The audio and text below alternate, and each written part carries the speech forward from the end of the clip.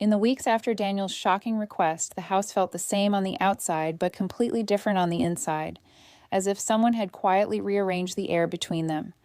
Emily moved through her days with careful control, waking early, making coffee, answering emails for her marketing firm in downtown Chicago, smiling during meetings, yet carrying a constant weight in her chest that refused to lift. And at night she returned to a husband who was suddenly more attentive than he had been in years, offering to cook dinner, asking about her deadlines, touching her shoulder gently when passing by. But every kind gesture felt layered with guilt, and that made it hard for her to relax.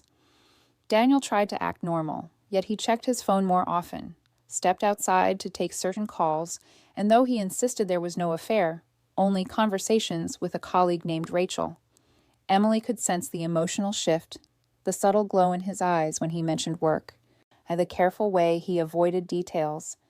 And one evening, as they washed dishes side by side, she finally asked him directly if his interest in opening the marriage had anything to do with this woman.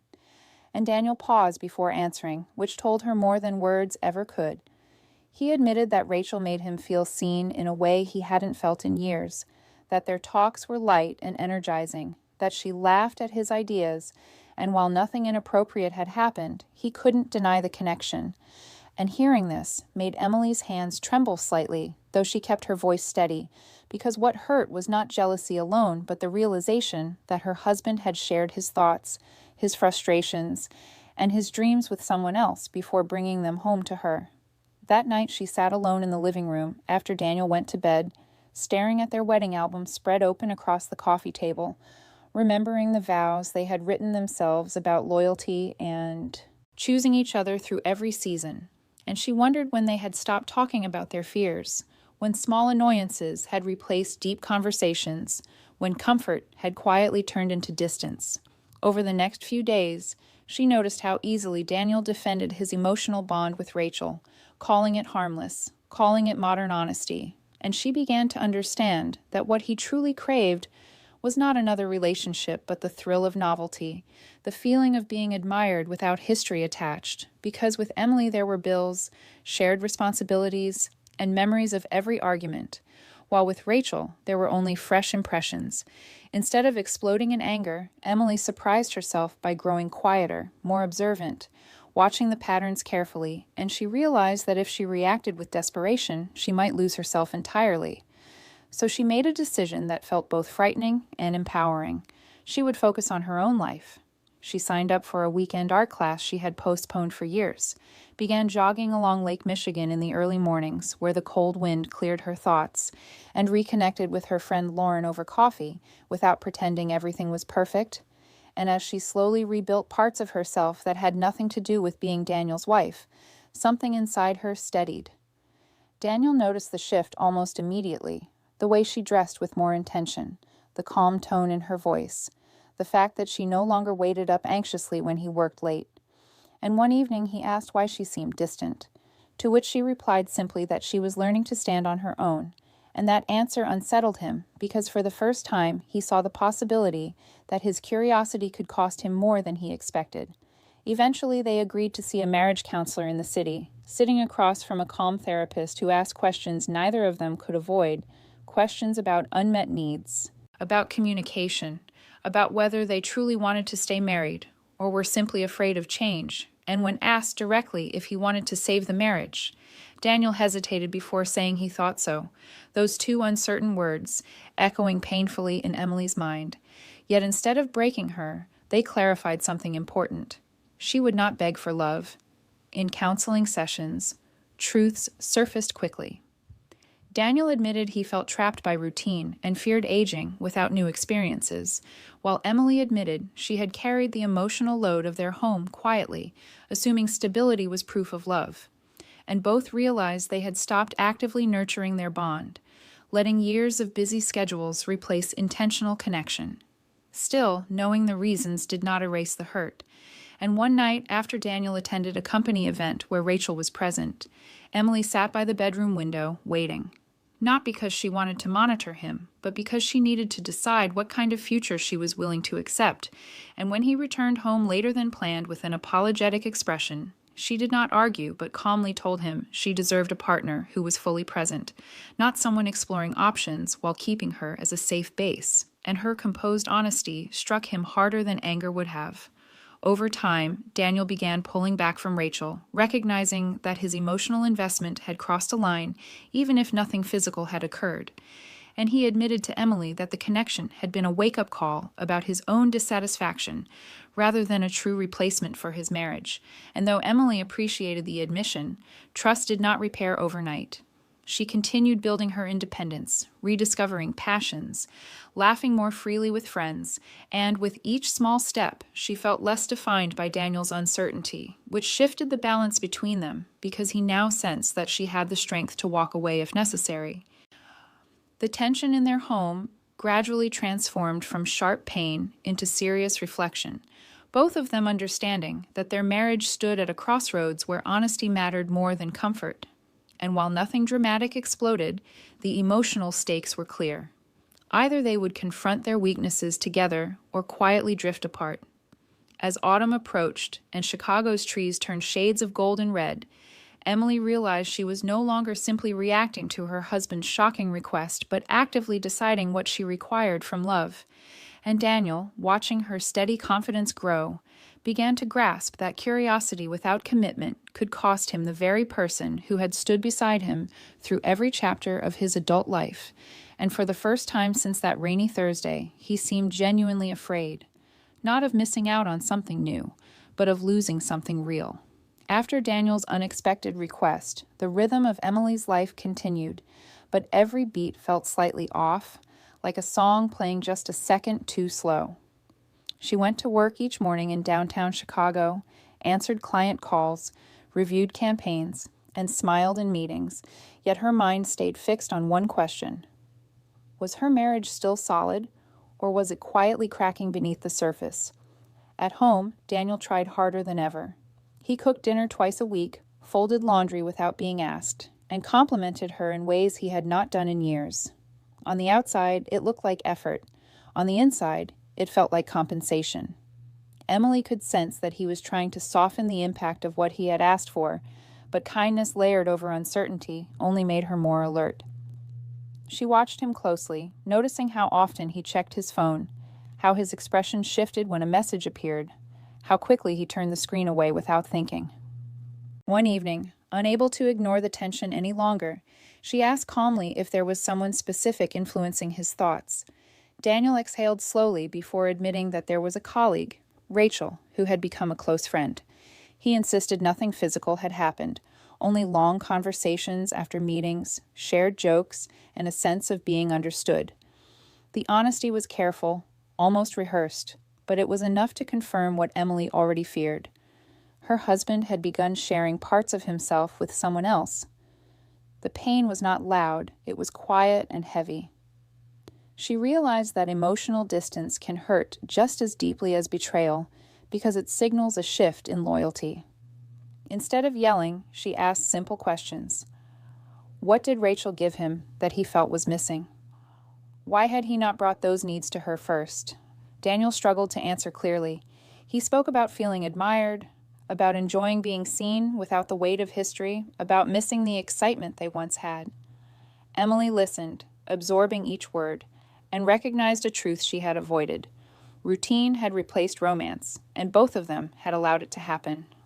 Over the next few days, she chose not to argue. Instead, she began paying attention to herself. She noticed how often she placed Daniel's comfort above her own, how she managed the home, remembered birthdays, planned holidays, and kept everything steady while quietly setting aside her own dreams. Something inside her shifted. If he was questioning their connection, she would not respond with desperation. She would respond with growth. She signed up for a Saturday art workshop she had postponed for years. She started jogging by Lake Michigan before sunrise, letting the cold air clear her thoughts. She met her friend Lauren for coffee and spoke honestly about her fears instead of pretending everything was fine. With each small step, her confidence returned. Daniel noticed the change. She was calmer, less reactive, less available for emotional uncertainty. One night, as she prepared to meet friends for dinner, he watched her carefully and said she seemed different. She replied simply that she was remembering who she was outside of being his wife. That answer unsettled him more than anger ever could. The following week, they agreed to see a marriage counselor. In the quiet office, seated on opposite ends of a sofa, they were asked direct questions. Did they want to save the marriage? Emily answered yes, without hesitation. Daniel paused before saying he thought so. Those words lingered in the air. The therapist guided them through difficult truths. Daniel admitted he had been feeling restless about aging and routine, afraid that life was becoming predictable. Rachel, he said, represented novelty, not love. Emily admitted she had grown comfortable and stopped asking for deeper connection, assuming stability was enough. They both recognized that their problem was not a single person, but years of slow, emotional neglect. Still, understanding the cause did not erase the wound. One evening after a company event where Rachel was present, Daniel returned home later than expected. Emily was sitting in the living room, not waiting in anger, but in reflection. When he walked in, she looked at him steadily and said she deserved a husband who was fully committed, not divided by curiosity. Her voice was calm, and that calmness made the moment serious. Daniel saw, perhaps for the first time, that he could actually lose her. In the days that followed, he began distancing himself from Rachel, limiting conversations to professional matters. He admitted that the connection had crossed an emotional line and that he needed to rebuild trust at home. Emily appreciated the effort, but did not rush forgiveness. Trust, she explained, is repaired through consistent action, not quick promises. As autumn approached and the city turned gold and red, their home felt quieter but more honest. They talked more openly, even when the conversations were uncomfortable. Emily continued investing in herself, growing stronger and more independent. Daniel, watching her confidence rise, began to understand that the stability he once took for granted was not guaranteed. The balance between them shifted. She was no longer clinging to keep him. She was evaluating whether he deserved to stay. That realization changed everything. Beneath the surface of their ordinary days, a serious choice was forming. Either they would rebuild their marriage with intention and effort, or they would accept that love without commitment cannot survive. And for the first time since that rainy night, Daniel seemed less curious about new possibilities and more aware of what he stood to lose. By the time winter settled over Chicago, Emily and Daniel were no longer pretending that everything was fine. The polite distance between them had turned into something more serious, a quiet awareness that their marriage stood on fragile ground. And although Daniel had reduced contact with Rachel and promised to focus on rebuilding trust, the emotional damage lingered like a faint crack in glass that could spread at any moment. Counseling sessions grew deeper, forcing them to confront truths they had avoided for years. Daniel admitted that his request to open the marriage had less to do with passion and more to do with fear. Fear of aging, fear of routine, fear of losing his sense of identity inside predictable days. He confessed that when Rachel admired his ideas at work, he felt young and interesting again. And instead of addressing that insecurity within himself or sharing it with Emily, he chased the feeling in secret conversations. Emily listened without interrupting, but her heart tightened at the thought that he had looked elsewhere for validation instead of turning toward her. When the therapist asked Emily what she needed most, she answered clearly, safety and honesty. She explained that emotional loyalty mattered as much as physical faithfulness, that knowing her husband had shared personal thoughts and private jokes with another woman made her question where she truly stood in his life. Daniel did not argue. He nodded slowly, realizing that emotional intimacy, even without physical boundaries crossed, could still feel like betrayal. Outside the therapist's office, their daily lives continued, but the tone had shifted. They spoke more directly now, sometimes uncomfortably so. One evening, sitting at the dining table after dinner, Emily asked Daniel whether he had ever seriously considered leaving. The question hung heavy in the air. Daniel took a long breath before admitting that for a brief moment, when everything felt uncertain, he had wondered what starting over might look like. The honesty hurt, yet it also cleared away illusion. Emily felt a wave of sadness, but beneath it was clarity. She would not remain in a marriage built on hesitation. Instead of reacting with anger, she told him calmly that she deserved a partner who chose her without doubt. That statement marked a turning point. Daniel began to see that his indecision was not harmless curiosity. It was slowly pushing away the woman who had stood by him for over a decade. Meanwhile, Emily continued strengthening her independence. She poured energy into her art classes, discovering a talent for painting landscapes that surprised even her. She expanded her role at work, taking on a leadership project that boosted her confidence. She stopped measuring her value by Daniel's attention and started recognizing her own growth. Friends noticed the change. She laughed more freely, carried herself with quiet strength, and no longer centered every conversation around her marriage. Daniel noticed it too. The more secure she became, the more he realized how much he risked losing. One snowy evening, after a long day at work, Daniel sat alone in his car before going inside, reflecting on the path he had nearly taken. He understood now that what he called missing excitement was actually his own dissatisfaction with routine and aging, not a failure in Emily. He had mistaken novelty for depth. When he finally walked into the house, he found Emily in the living room, painting by the window, soft music playing in the background. The scene struck him with unexpected emotion. She looked peaceful, focused, whole. In that moment, he felt both love and regret. He sat beside her and admitted that he had allowed ego and insecurity to cloud his judgment. He said he had ended all non-essential communication with Rachel and clarified professional boundaries clearly. Emily listened carefully. She appreciated the effort, but reminded him that rebuilding trust would take time.